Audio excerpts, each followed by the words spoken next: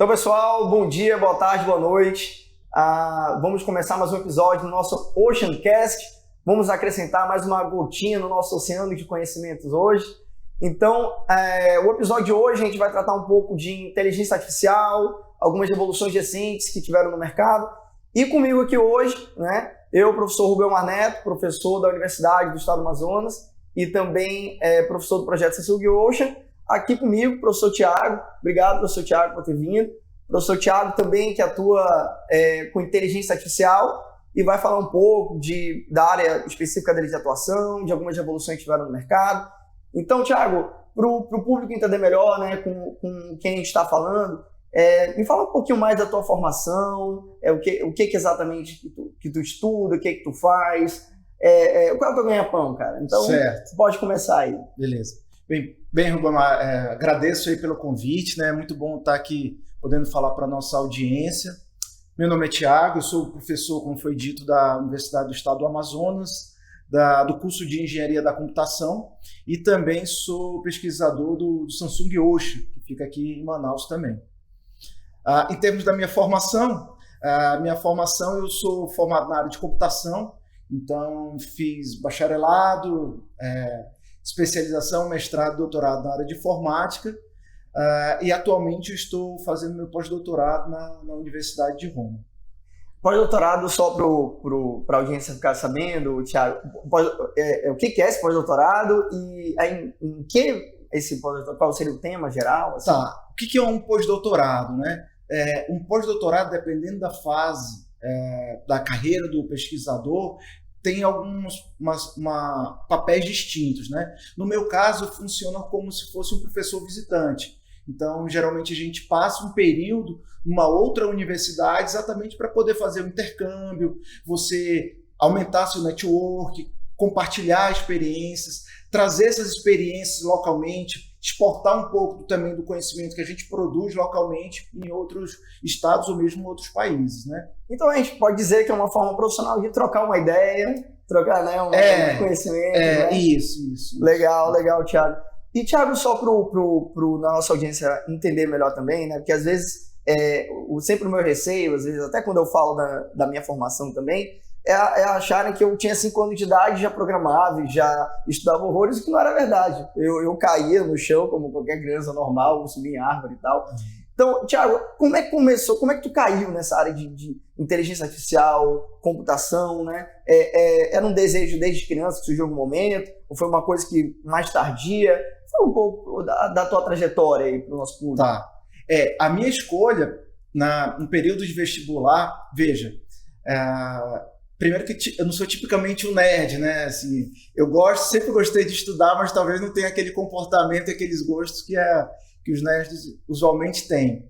E assim, a escolha da computação foi meio que por acaso. Eu sabia que queria fazer a área de exatas, mas não sabia a área. E assim, só uma passagem que eu estudei em colégio militar.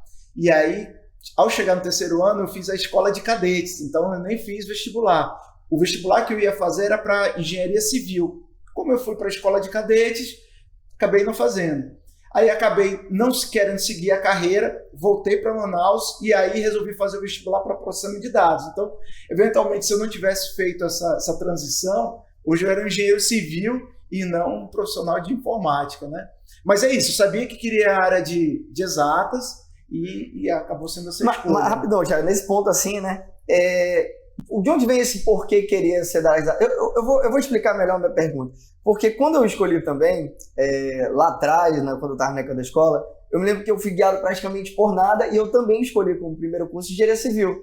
E só o público ficar sabendo aqui, eu não me formei em engenharia civil, né? Meu pai é engenheiro civil, mas eu acabei indo para engenharia mecânica, né? Eu sou engenheiro mecânico de formação. E aí eu me lembro que eu entrei na área das exatas porque a matéria que eu tirava notas melhores era matemática. Assim, simples assim, não tinha uma grande reflexão, nem nada. No teu caso, como é que foi essa decisão? Não, eu vou seguir na área de exatas, e nem de exatas você já falou como acabou parando o processamento, mas eu fiquei curioso com isso.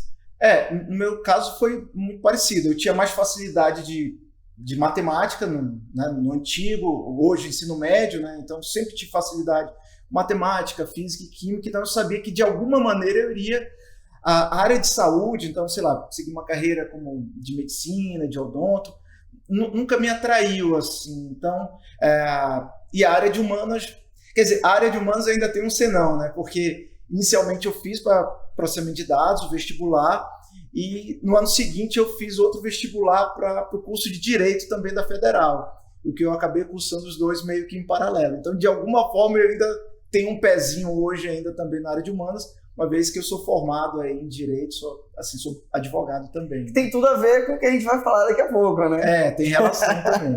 Dá um spoiler aí para quem tá ouvindo, né? Então, Thiago, seguindo aqui na sequência, né, do que eu gostaria de saber, eu sei que você atua com processamento de linguagem natural, né? Então, a nossa audiência vai desde quem está querendo entrar nessa área até pessoas que já estão no mercado. Então, para quem está entrando nessa área e nem entende o termo, né? NLP, do que é o NLP, em que língua é esse termo, e o que é processamento de linguagem natural? Beleza.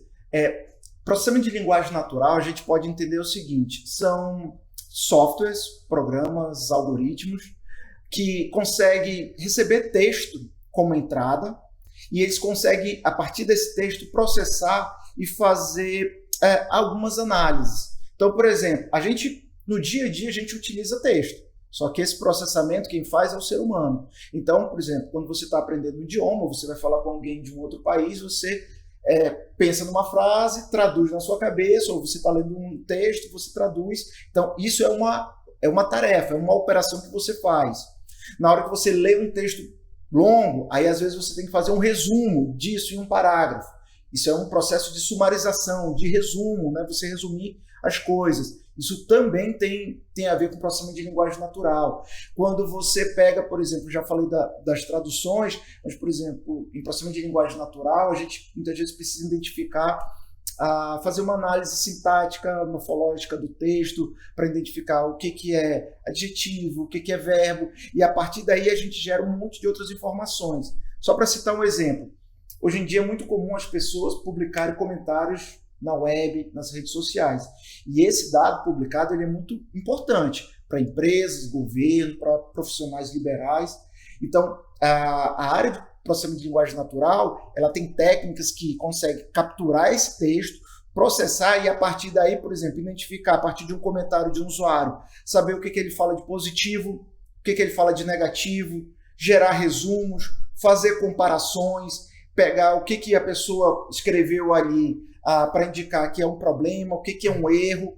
Só que isso é feito de maneira automática, né? Porque, em geral, quando a pessoa pensa em processamento de linguagem natural, eu tenho um texto querendo encontrar os defeitos. Eu vou procurar por palavras-chave. Só que não funciona assim. Por quê? Porque o texto é uma linguagem, uma forma de expressão que é livre. Então, as pessoas escrevem de maneira com erro de português, com sarcasmo, com ironia, tá certo? Com duplo sentido, com regionalismo. E tem seu Thiago, desculpe interromper, mas tem um lance também da sequência, não tem? Assim, na matemática, quando a gente faz um produto, a ordem dos fatores não altera o resultado. Mas na linguagem altera, né? Altera. Então, inclusive, depende da forma como a pessoa vai escrever. A pessoa pode escrever da forma, vamos dizer, sujeito predicado ou não, ou forma invertida. Então, são desafios que os pesquisadores, as pessoas que atuam na área de processamento de linguagem natural têm que entender para poder resolver isso. E sempre lembrando que de forma automática, entendeu? Então, é isso. E algo que assim, esse ano, né, a gente está gravando em 2023, a gente viu uma verdadeira revolução, né, dos chats inteligentes, né? E assim, algo até que no primeiro momento me causou certa estranheza, porque o processamento de linguagem natural tem um bom tempo, né? Mas por que deu esse boom recentemente? O que foi que aconteceu para dar essa explosão, né? Aí eu fui atrás, né, para tentar investigar e vi que, ao que parece, as coisas começaram com um artigo onde foram um autor, ele publicou sobre as redes neurais Transformers. Aí que parece o do filme, sim, pessoal, parece do filme, vocês podem falar Optimus Prime, não tem problema. Mas então, assim, foi por aí mesmo? Como é que se deu esse boom na área? O que acontece, né? Em geral, a ciência, né, ela vai evoluindo em passos, né, de maneira incremental. Eventualmente surgem algumas novidades, né, algumas descobertas que, em um determinado momento, elas não conseguem alcançar o máximo de resultado, uma falta de série de estruturas, né, de elementos para poder isso acontecer. Um exemplo, as chamadas redes neurais, porque por mais que muitas pessoas não conheçam, é muito comum hoje em dia se falar sobre as redes neurais. Então, muitas pessoas acham que a ideia de redes neurais, o conceito, surgiu agora, recentemente. Mas, na verdade, assim, pelo menos isso remonta na década de 60. As redes neurais já foram criadas naquela época. Mas por que só agora isso está em vigor? Só porque isso agora realmente ganhou espaço? Porque hoje em dia, para você rodar uma rede neural, você precisa de ter máquinas com alto poder de processamento, alto poder de armazenamento, alto poder de transmissão de dados, coisa que, por exemplo, na década de 60, a gente não tinha isso. Então, muito do que acontece na tecnologia e na ciência, muitas vezes é isso. Você descobre algo, isso é algo bom, que pode ser revolucionário, mas que naquele momento ainda não consegue alcançar o seu ápice. É o exemplo das redes neurais. E aí, sobre os modelos de linguagem generativa, né? É a mesma coisa. Então, ele dependia para chegar no seu ápice. Rapidão, seu Thiago, só para o nosso público se localizar, né? Você falou um termo agora, IA generativa. Eu imagino que muitos aqui nunca ouviram falar, né? Ele deve ter voltado até, mas ele falou generativa. O que é isso? Tá. IA generativa. Primeiro, o que é a IA, né? A IA também, que é um termo que hoje em dia vem sendo muito forte falado, então as pessoas até mais simples, né? Elas de alguma maneira têm acesso a esse termo.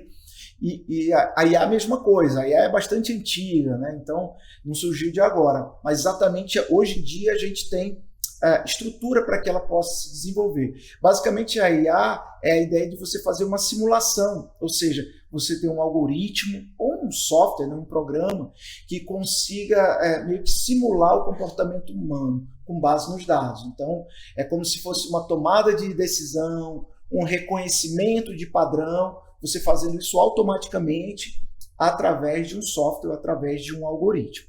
E aí a linguagem generativa é um modelo de inteligência artificial que basicamente a gente fornece um monte de dados para ele. Que tipo de dados? Texto. Você fornece um monte de exemplo de texto. Ele, de certa forma, aprende e a partir daí ele consegue gerar novos textos. Se a gente pensar, é mais ou menos como o ser humano reconhece, né? Então, assim, se você leu 5 livros sobre um determinado tema, você tem um conhecimento. Se você leu 50 livros sobre aquele tema, você consegue falar muito mais. Então, você consegue gerar mais conteúdo a partir daquele conhecimento que você teve. Então, em suma, essas linguagens generativas são modelos de inteligência artificial que aprendem com o texto e, a partir daí, conseguem realizar um monte de tarefas. Conseguem gerar um monte de texto a partir daí. Mas a gente está falando de texto, mas isso serve para imagem também? Eu trabalho fortemente com texto, mas esse tipo de técnica ela se aplica também para outros formatos de mídia, como imagem, áudio, vídeo, texto. Tudo isso entra, claro que se lida de uma maneira um pouco diferente, mas a ideia na inteligência artificial é parecida também. Entendi, obrigado, Thiago. E agora, para a gente entender um pouco, né? A gente teve essa revolução recente, né, dos chats inteligentes e tudo mais, que é a área até que você está atuando mais, né, recentemente. E aí, como que a gente... O que quem está ouvindo do outro lado pode fazer para começar a estudar isso, começar a eventualmente trabalhar com isso? E uma outra coisa também que sempre surge, né, de medo, isso para roubar emprego das pessoas? Então, professor Thiago, por favor. Vamos lá, são várias perguntas aí, né? Hoje, falando especificamente sobre as linguagens generativas, hoje que a gente tem um bom exemplo aí, é o ChatGPT, que é um termo que está sendo bastante utilizado, uma ferramenta que vem sendo bastante utilizada. Que é da OpenAI, né? OpenAI, que foi comprada pela Microsoft. Que não é mais tão open, então. Na verdade, nunca foi open, né? Tá certo? Nunca foi open, né? E Então, todo mundo, de alguma maneira, aí já, pelo menos já ouviu falar, já viu algum exemplo, algumas pessoas já vêm utilizando no seu dia a dia. Então, o que eu diria é o seguinte, hoje a área da computação, né, eu até costumo dizer nas minhas turmas da faculdade, né, que hoje os nerds estão na moda, né? Então, eu acabei me formando no milênio passado, né? Então, era uma outra visão que as pessoas tinham sobre profissionais de TI, e hoje em dia a gente percebe que tem um destaque em todas as empresas, porque não tem um segmento, seja do governo, seja setor privado, que você não tem ali um setor, um segmento, claro, dependendo do porte ali do setor, de informática, de computação envolvida, e não só a parte de hardware e software, né? Mas essa parte de inteligência também. Mas, Thiago, só para exemplificar, né? Teve várias pessoas do setor jurídico, né, procurando a universidade recentemente. Pode falar um pouco o que essas pessoas estão interessadas envolvendo linguagem de processamento natural? Tem a ver direito com processamento de linguagem natural? Fala um pouco para a nossa audiência. Tem. Assim, basicamente um software como esse, um modelo como esse, de linguagem generativa, o que ele faz é gerar texto. Então, um exemplo é assim, um exemplo mais simples, assim, se eu falo, por exemplo, o céu é... O que vai responder? Azul. Azul. A gente não combinou, tu falou azul. A grande maioria das pessoas aqui pensaria no azul. Então, o que o modelo... Mas por que tu está falando do azul e por que tu acha que a maioria das pessoas diria que é azul? Assim, o complemento, esse autocompletar seria azul. Porque, em geral, a gente já escutou, já aprendeu, já viu o céu. Então, assim, quando alguém pensa que o céu é azul. Então, isso aí é um autocomplemento. Então, a linguagem generativa, de maneira simples, o que ela faz é isso. Você tem uma frase e ela vai completando outras palavras até formar um texto mais longo. E aí você pode definir se você quer que ela complete com poucas palavras ou com muitas palavras. Se você quiser com poucas palavras, vai ser simplesmente o céu é azul, ponto. Mas eu posso, por exemplo, orientar e determinar para o meu modelo, para o meu software lá, para dizer assim, quero com 50 palavras. Aí ele vai dizer, o céu é azul, mas no momento está com característica de chuva aqui na cidade de Manaus. Para evitar a chuva, é bom usar um guarda-chuva no seu carro. E por aí vai. Então, esse autocomplemento é exatamente no sentido de que eu, como usuário da ferramenta, eu posso gerar mais ou menos texto. E aí, voltando para a pergunta, estou falando esse exemplo para falar da questão do pessoal da área do direito. Um profissional, por exemplo, um advogado, basicamente o que ele faz, um cliente quando chega no escritório jurídico dele, independente da seara, da área, né? Se seja trabalhista, penal, civil, sei lá, ele vai entrar lá com um processo no juizado, direito do consumidor, problema aí com milhas. Então ele vai lá, o cliente, né, vai reportar o que aconteceu, ele vai escutar aquilo, vai escrever lá a descrição dos fatos, vai identificar quais foram os prejuízos, como é que ele pode determinar a legislação para atuar naquele caso e vai fazer no final os pedidos, né? Então, basicamente você tem uma estrutura de uma petição que, dependendo do valor da causa, vai entrar no juizado e tudo mais. Mas veja que, no final das contas, o que o advogado faz é produzir um texto. O que eu disse que a linguagem generativa faz? Ela produz texto. Então, veja que os dois fazem a mesma coisa. Só que um produz texto e outro produz texto. Mas, também. Thiago, você que é da área, que tem formação também na área do direito, né? Uhum. Mas o texto que uma IA dessa produz parece mesmo com que um advogado escreveria? Então, isso vem evoluindo bastante. Então, na verdade, esse boom que teve no final do ano passado, final de 2022, foi exatamente por ter ferramentas, modelos que realmente foram treinados com grande volume de dados e que hoje, sim, chega a se aproximar e, se duvidar, faz até melhor muitas dessas coisas. Porque percebo que, assim, né, quando alguém pensa, é complexa a tarefa de um advogado, escutar o que alguém falou, vai ter que descrever aquilo, pensar qual é a jurisprudência, qual é a legislação aplicável, qual é o tipo de pedido que você vai fazer. Então, você tem todo um roteiro que você tem que descrever, que, assim, o profissional, né, da advocacia, ele teve uma formação, tem que fazer um exame da ordem e tudo mais. Pô, mas será que um software consegue fazer isso automaticamente? Veja, se você pensar de maneira simples, o que ele fez foi produzir um texto. o que a linguagem generativa faz é produzir um texto. Então, se a gente orientar adequadamente a linguagem generativa, ela vai gerar o texto que você está solicitando. Mas aí já entra naquele tópico polêmico, né? Significaria dizer que o advogado vai perder emprego? Então, isso é sempre uma dúvida que surge. Tem um termo hoje que é disrupção, né? Que as pessoas usam muito, né? Como se fosse uma quebra, né? Então, a partir daqui, houve uma quebra e a partir daqui vai ser uma revolução a partir desse fato. Eu não vejo que vai perder o emprego, tá certo? Claro que isso tudo é muito recente, mas evidentemente que a chegada dessas linguagens generativas, elas vão mudar o mercado de trabalho, elas já vêm mudando o mercado de trabalho. Então, é difícil você afirmar que o papel do advogado não vai deixar de existir, tá certo? Até porque o advogado ele tem outras funções, né, outras prerrogativas, né, outras atuações.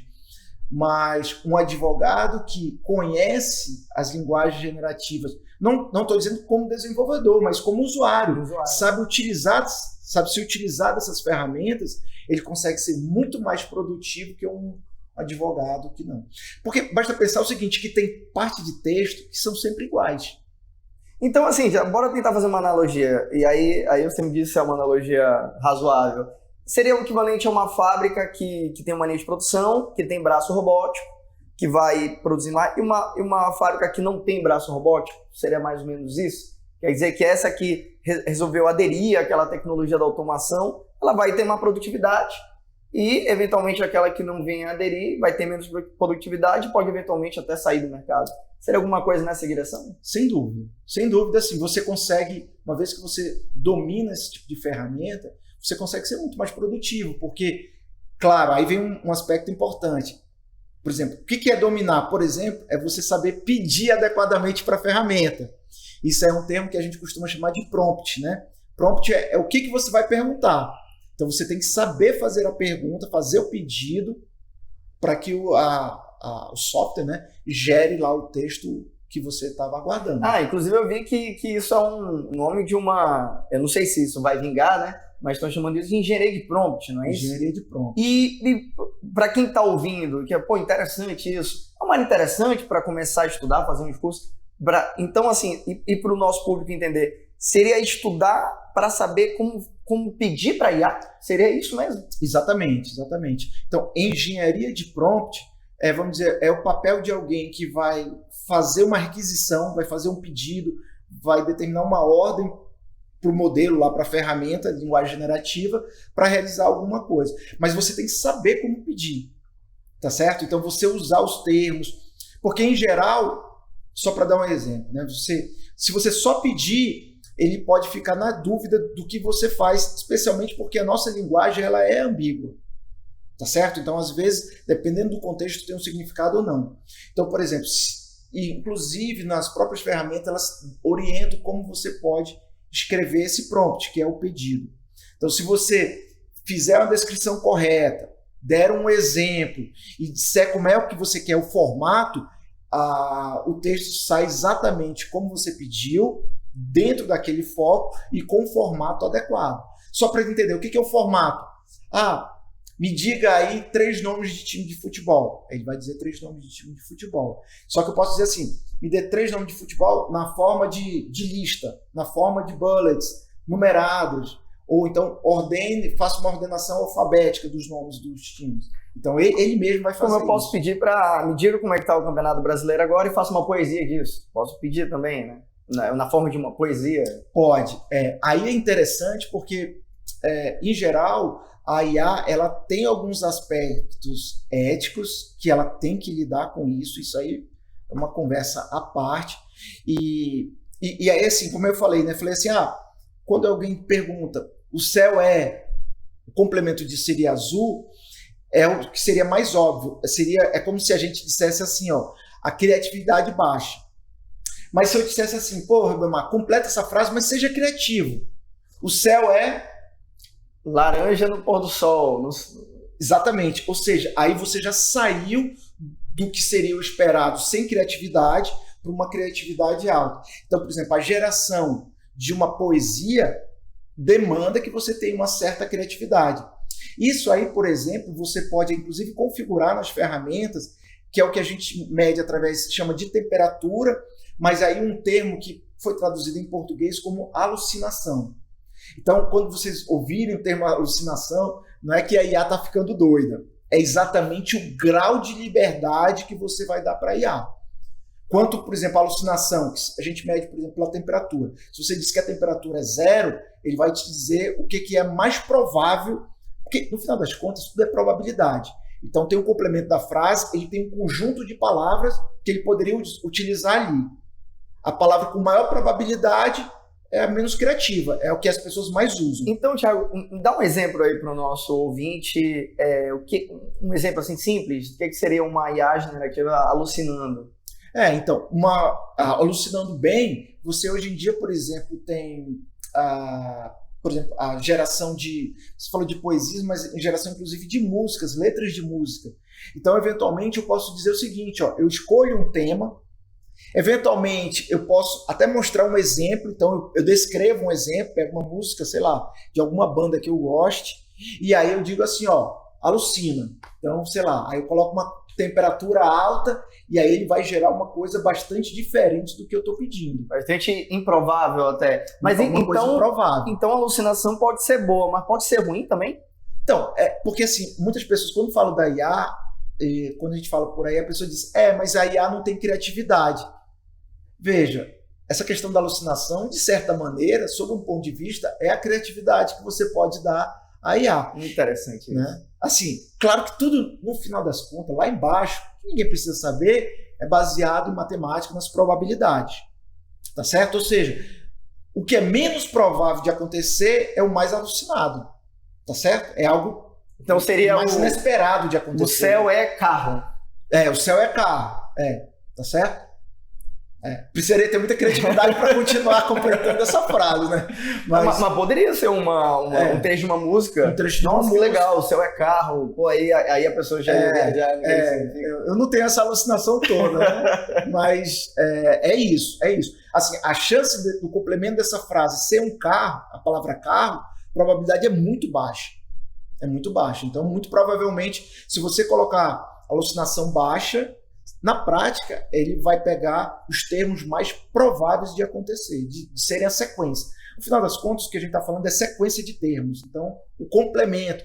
Sabe aquele autocompletar? Então, sei lá, no Google, não tem mecanismo de busca que você digita e ele não vai autocompletando? Uhum. Aquele autocompletar, assim, que ele já sabe qual é a próxima palavra, não é que ele sabe qual é a próxima palavra, é que muitas pessoas usaram aquela próxima palavra. Então, a maior probabilidade é que você também use aquela próxima palavra. E aí, pensando no ponto de vista do uso disso, assim, um aluno, por exemplo, um aluno que está na faculdade, o professor passou um trabalho para ele usou um chat inteligente para produzir um texto. É certo, é errado? Como é que está sendo visto isso hoje? E como é que entram possíveis... Não sei, estão pensando em limitar, estão pensando em como é que a legislação está acompanhando isso? Como é que é?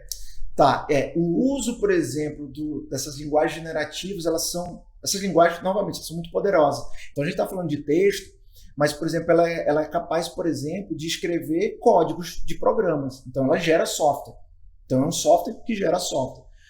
Então, assim, se eu chegar e pedir para IA gerar um código, sei lá, dado um conjunto de dados, escreva um programa em uma linguagem de programação, como Python, para ordenar os dados. Ele vai escrever o código vai funcionar. Eu poderia fazer um site, por exemplo. Você pode fazer uma página assim, uma página, entendeu? Então, esse é uma linguagem, é um programa que gera outro programa.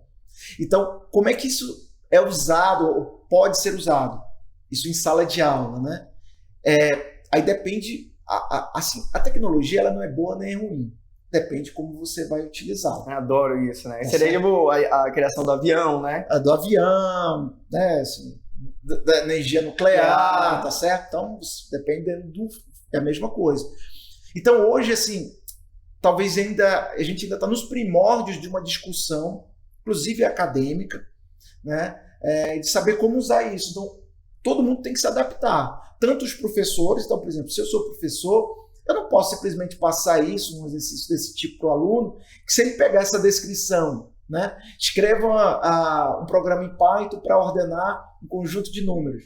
Se ele pegar essa descrição e jogar lá no ChatGPT, ele vai escrever o código. Tá certo? Então, a gente tem que entender que isso já acontece. Então, assim, isso acabou com a ideia da programação? Não. Porque, claro que programas mais simples eles conseguem fazer, mas no momento eles ainda não conseguem fazer, talvez, programas tão sofisticados. E aí, muitas vezes, a necessidade de você pegar esse código, fazer uma revisão e adaptação, ou mesmo você pedir para modificar. Eu mesmo já trabalhei atuando assim, né? Trabalho também com desenvolvimento de software, né? Em alguns projetos, e eu mesmo já fiz uso disso diretamente. Então, assim, cabe ao professor saber lidar com esse tipo de tecnologia, como cobrar, e cabe também ao aluno o seguinte, não adianta ficar só pedindo isso sem entender, porque, por exemplo, alguém que seja da área da computação, não basta só você fazer o software, né? Tem uma série de outros aspectos que você tem que analisar, a questão de complexidade, né? A questão da eficiência, então tem outros aspectos que você tem que analisar também, né? Entendi. E agora, para a gente ir encaminhando, né, finalização, um ponto, assim, onde que isso vai dar, né? Assim, qual o seu chute, professor Thiago? Mas, assim, não precisa ter medo, a gente não tem como saber ao certo, né? Mas, assim, onde você acha que vai parar tudo isso dessa tecnologia que está mudando as profissões e tudo mais? Primeiro, num horizonte, assim, menor, assim, no próximo ano, daqui a 2 anos, e daqui a 10 anos, por exemplo. Então, é sempre difícil fazer isso, porque essa predição, porque a gente está muito recente, né? Mas eu diria que, assim, a curto prazo, o que as pessoas precisam é entender como isso acontece. Quando eu digo isso, não é que o profissional necessariamente, o advogado vai ter que saber computação, o médico vai ter que saber computação. Não é isso que eu estou dizendo. Mas ele tem que saber utilizar essas ferramentas, como ele sabe utilizar um e-mail, como ele sabe utilizar um WhatsApp da vida, um SMS. Para ele fazer o imposto de renda. Exatamente. Então, é uma ferramenta que tem muita utilidade. Tá certo? Então, eu acho que para os profissionais que não são da área de computação, é claro, quem é da área da computação, isso é uma área de pesquisa que ainda tem muita coisa para acontecer. Quem não tem que conhecer esse tipo de ferramenta para poder saber como utilizar. Por exemplo, até mesmo para os alunos usarem, por exemplo, vem sendo utilizado muito para aprendizagem de idiomas, porque você consegue interagir. Se você quiser, por exemplo, você utiliza uma ferramenta como essa, gere 10 exercícios de múltipla escolha sobre tal conteúdo. Ele gera lá aquilo lá, você testa. Você pode, por exemplo, escrever um texto em inglês, pedir para revisar, dizer qual a nota que ele daria para aquilo ali. Então, você consegue ser avaliado. Então, a curto prazo é isso, a gente entender, o professor entender como isso vai ser utilizado, como ele vai utilizar isso. O aluno ele tem que ter uma consciência de como utilizar isso também da maneira adequada, né? Eu sempre acho que o professor ele tem um papel mais preponderante, porque ele meio que conduz, né, as disciplinas. E assim, a mais longo prazo, isso provavelmente vai ser incorporado nas disciplinas, né? Mas isso assim, na área da educação, mas pensando no ponto de vista agora de empresa, né? Porque a gente vê que esses grandes chats inteligentes estão na mão, né, de algumas empresas. Pegando o que ficou mais famoso, né, nesse ano, o ChatGPT, ele está em qual versão agora? A última versão? Está na versão 4. Está na versão 4. A versão 4 é uma que ela já não roda mais, eu não consigo mais baixar para o PC, né? Não é? Não, você não roda. Na versão anterior dava ainda, né? O tamanho do arquivo. O que na verdade, assim, o ChatGPT ele vem de uma versão que era aberta, que era o GPT. E aí essa versão fechada, que ela foi turbinada, aí ela é online. E aí foi um bom ponto isso, assim, apesar do nome vir de uma empresa aberta, né? Mas na verdade, tudo que você pede roda dentro dos servidores da empresa. Então, evidentemente, que surge um problema de proteção dos dados, né? Privacidade. Por quê? Porque, querendo ou não, vai rodar dentro do servidor de uma outra empresa, né? Então, isso é um ponto. Mas hoje em dia já vem sendo disponibilizado outras disponibilizadas outras ferramentas abertas, de código aberto. Então, você tem a Falcon, você tem Llama, então você tem empresas como a Meta do Facebook, que vem publicando, disponibilizando outros modelos de código aberto. Ou seja, é um modelo que, se eu quiser, eu consigo baixar, consigo aperfeiçoá-lo para minha tarefa. Então, por exemplo, eu aperfeiçoo, configuro esse modelo, por exemplo, para atuar no domínio jurídico. Esqueço o resto. E isso aí vai rodar dentro do meu computador. Então, ninguém vai mais ter acesso aos meus dados. No primeiro momento, a gente vou abrir uma empresa, uma startup, eu estou refém de rodar na nuvem da empresa terceira lá. E dessa última forma, eu já posso ter minha competitividade, posso ter isso na minha pequena empresa. Isso. Aí é vantagens e desvantagens, né? Quando você está utilizando de terceiros, você já tem uma ferramenta que é boa, que ela funciona bem. Validada, ela funciona bem, só que tem todas essas outras questões. Só que, então vamos pegar esses modelos e customizar. Só que isso tem um custo. Então, eventualmente, uma empresa pequena ou média não vai ter um parque computacional, uma equipe técnica para poder gerar modelos para ela própria. Então, aí surgem oportunidades para o pessoal que atua na área de tecnologia, na área de ciência de dados, na área de computação, exatamente começar a desenvolver. Isso eu imagino que seja a tendência. Você ter vários modelos específicos para vários domínios. Então, você tem um modelo para atuar na área da medicina, um modelo para atuar na área jurídica, fazer marketing, para fazer marketing, coisas desse tipo. Corretagem de imóveis. Isso. E aí, por último, Thiago, para quem ali está ouvindo sobre processamento de linguagem natural pela primeira vez, ou pela primeira vez está ouvindo em maiores detalhes, eu quero começar, eu quero dar meus primeiros passos. O que você falaria para esse ouvinte que está querendo começar na área? Entendi. Como fazer? Que curso fazer? Eu diria o seguinte, eu vejo dois perfis. Então, vamos dizer que você tem um perfil que já atua na área de tecnologia, você quer atuar, ou que é até muito comum hoje em dia. Às vezes você já tem a pessoa tem uma formação. Aqui mesmo no Samsung hoje a gente recebe várias pessoas, às vezes tem uma formação na área de geografia, numa área de administração e quer fazer cursos de programação para poder entender mais. Então vamos dizer assim, alguém que tenha ou queira ter um perfil mais na área de tecnologia. Aí é realmente buscar ou uma formação, se possível, uma universidade, uma faculdade nisso, ou se isso não for o caso, você muitas vezes tem uma especialização ou mesmo cursos técnicos, né, como o Ocean, Samsung Ocean ou outros cursos que existem inclusive pela web. Então, para quem tem um perfil técnico, é isso. E para quem não tem um perfil técnico, é conhecer essas ferramentas e entender como essas ferramentas podem ser aplicadas para o seu próprio negócio. Aquilo que eu falei. Então, por exemplo, mesmo alguém que trabalha, por exemplo, no setor administrativo de uma empresa, muitas vezes tem que ficar respondendo a e-mails. Então, por exemplo, eu posso muito bem pegar um e-mail e dizer para uma ferramenta lá de linguagem generativa e dizer o seguinte, leia esse e-mail e responda para ele falando isso. Quer dizer, veja que todo e-mail tem uma parte introdutória, você tem um corpo e tal, ele vai já gerar aquele texto, e aí você só faz umas modificações e envia. Então você se torna muito mais produtivo. Engraçado, nesse último exemplo, inclusive eu tenho um amigo da medicina, que ele logo que deu aquele boom do ChatGPT, ele mandou uma mensagem que o chefe dele estava fazendo um teste para mandar uma mensagem para o paciente. Ainda pediu assim para o ChatGPT colocar em caráter meio de urgência, se você não tomar um medicamento tal, você tem uma grande chance de ir a óbito. E aí o chat realmente escreveu o e-mail prontamente, que o e-mail quem fazia originalmente era ele ou a secretária, né, do médico, que mandava para os pacientes. E aí nisso daí já vai ganhar um tempo, né? A secretária vai poder atuar em outras coisas, quem sabe de natureza financeira, alguma coisa assim. E essa parte que ela demandava, não sei, vou chutar aqui, meia hora, 20 minutos para ir de um texto, sei lá, no chat desse sai em 2 minutos, né? Então olha quanto que se ganha, né? Isso. Então, se você sabe pedir, sabe usar a ferramenta e faz uma revisão final, isso você se torna muito mais produtivo.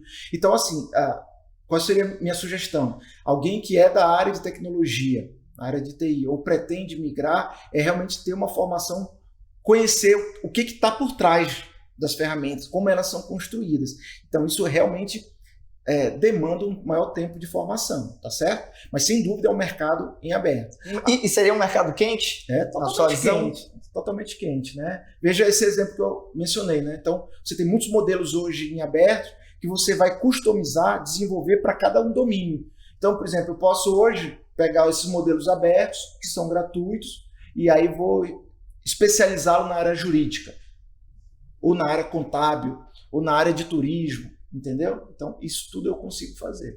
Então, tem essa vertente, e a vertente de que não, eu quero continuar atuando na minha área, mas eu quero me tornar mais produtivo. E aí, então, eu preciso conhecer as ferramentas e como saber aplicar. É conhecer quais essas ferramentas, o custo, como saber fazer um prompt adequado. Eu diria que, assim, a pessoa que tem um mínimo de traquejo com a tecnologia, se você der uns primeiros passos, fizer uns cursos do Osho, coisas desse tipo, você consegue caminhar bem aí. E às vezes, Thiago, nem a pessoa usar diretamente, né? Às vezes o gestor de uma pequena empresa, para saber, pô, eu tô querendo fazer isso, não eu, né? Mas eventualmente um outro funcionário, e que pessoas que eu vou ter que contratar, qual o perfil dessas pessoas, para minha empresa começar a atuar nesse sentido usando essa ferramenta, né? Isso. Às vezes nem ela mesma, né? Mas assim, às vezes ela não detém esse conhecimento, mas sei lá, contratar uma consultoria, algum especialista, pelo menos para passar uma orientação. Olha, pelo que eu vejo aqui, vocês podem usar tais ferramentas, né, dar um treinamento e isso acontece. Né? Entendi, professor. Professor Thiago, muito obrigado por todos os comentários. Professor Thiago de Mello, um professor sensacional, sempre as turmas lotadas, sempre os alunos, né, agradecem quando vão na aula dele, né, fazendo um pouco mexendo dele. E aí, professor, algum comentário final, algum aviso final? Não sei, fica à vontade aí para falar qualquer coisa. Só gostaria de agradecer, né, pelo convite. É sempre legal falar desses temas, né, que são temas bastante atuais. E assim, o alerta que as pessoas têm que entender o seguinte, é daqui para frente. Goste ou não goste, a IA, essas linguagens, esses modelos vieram para ficar. Se você souber utilizá-los, eu acho que essa é a mensagem, né? É conhecer um pouco mais para poder se tornar mais produtivo, né? É isso, acho que vale a pena o investimento de conhecer esse tipo de tecnologia. Obrigado, professor Thiago de Mello. Então esse foi mais um episódio do nosso OceanCast. Valeu, pessoal!